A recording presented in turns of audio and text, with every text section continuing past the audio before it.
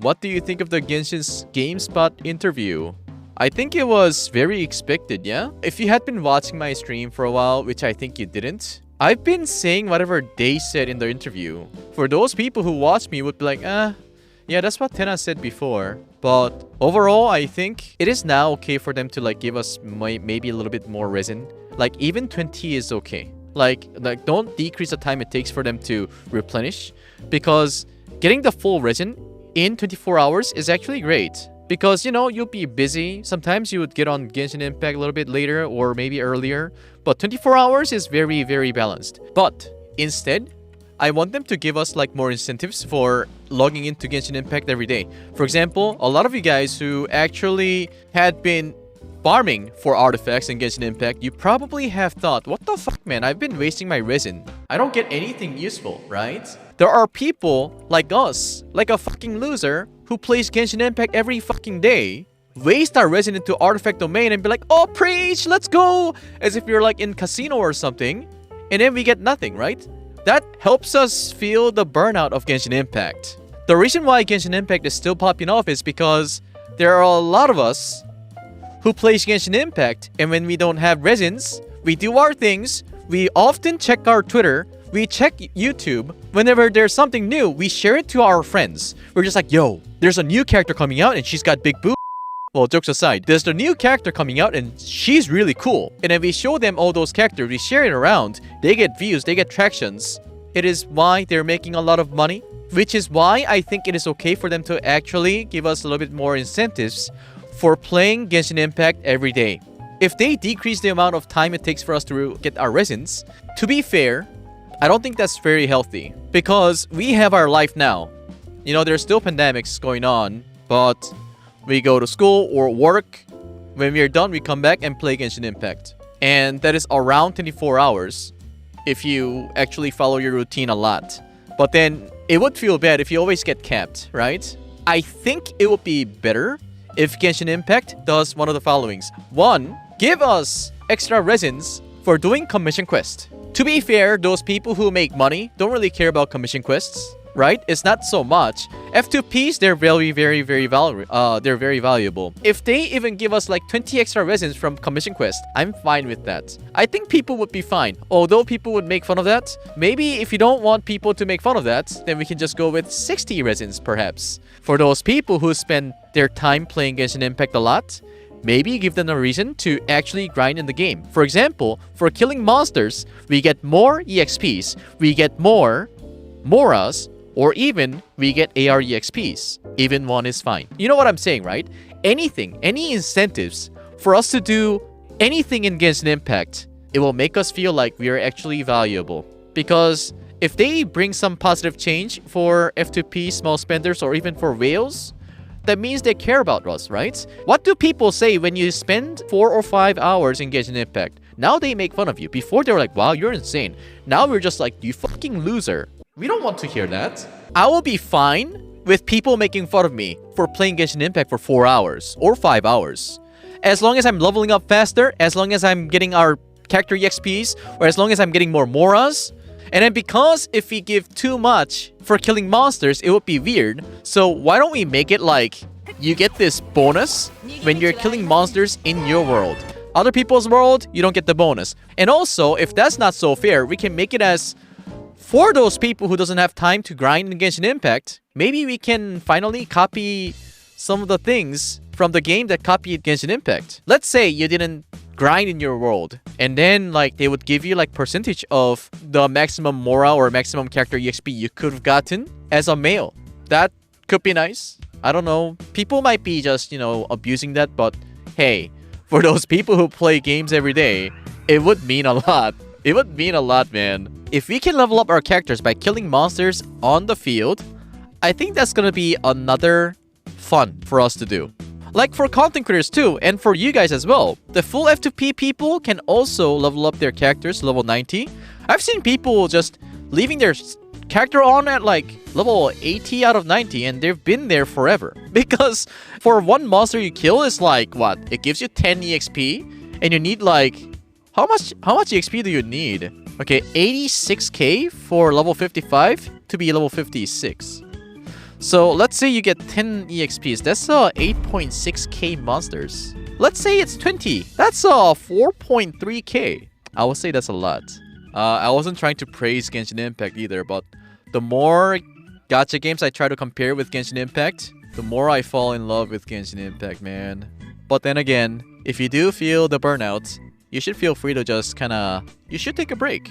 Because whether if you come back after a month, 6 months, a year, they're not gonna be adding new ways to become stronger.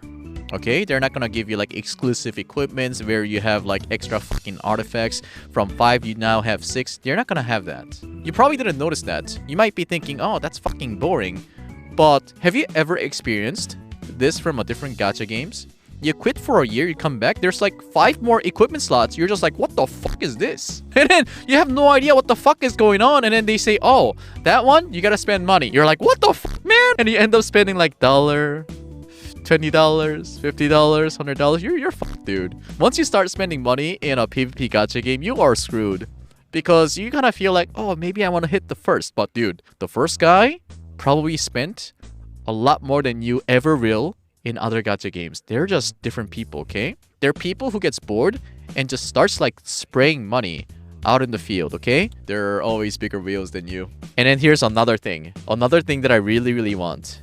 Do you know when Genshin Impact is very lively? It's when we get a very interactive co-op events.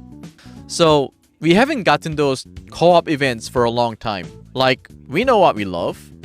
Although the hype kind of died out, I miss hide and seek. Hide and seek was hella fun. Therefore, we can also bring some battle co-ops.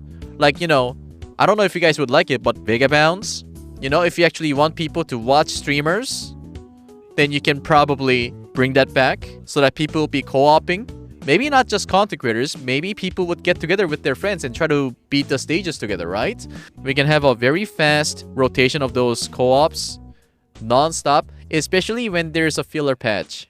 I love Genshin Impact story, but because you guys have released so many of them or so much dialogues, I'm just very scared to start it.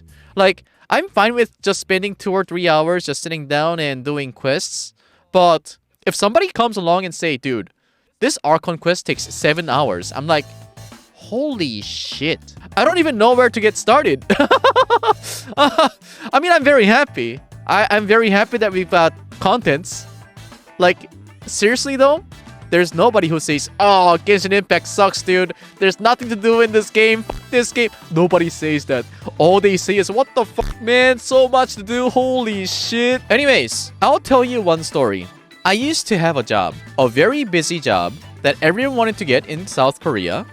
I was an engineer. Like, I was very lucky to have 30 minutes of my day to play games. And then I chose to spend that on League of Legends. But anyways, what I'm trying to say is, the status of the game, and the way it's made, and also the policy that the game has to follow.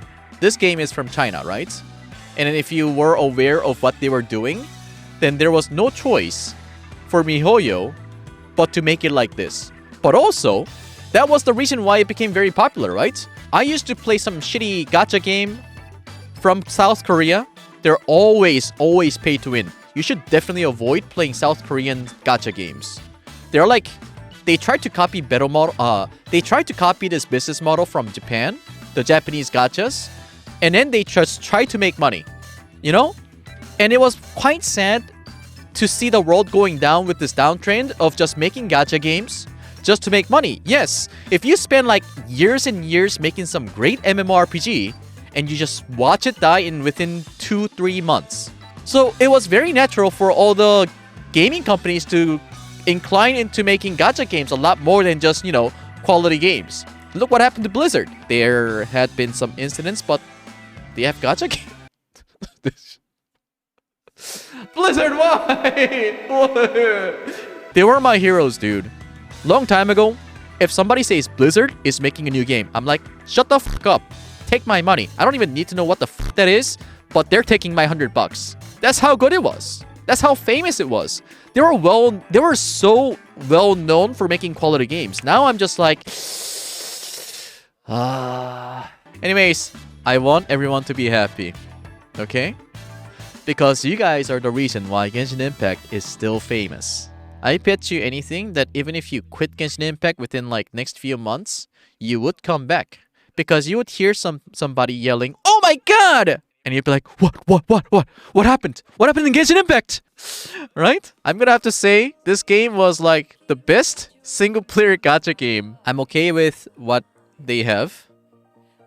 But the only thing I have, the only solution I think they have, and I wish them to have, is going to be the incentives for people who play Genshin Impact a lot more than they should be, even if they have life, because they love Genshin Impact so much. An incentive for logging on every day. They could be giving us like extra resins for logging on for the 100th day, or 120th day, 150th day, 200th day. I'll feel happy. Anyways, what do you guys think about the Genshin interview? For those of you guys who doesn't know what happened, the link is going to be in the comment section. And make sure you leave a like and subscribe to my channel. And I'll be giving out 2 Welkins to people who have a wonderful take. Just kidding, it's just gonna be random. Thank you so much, and I'll see you guys next time. Adios.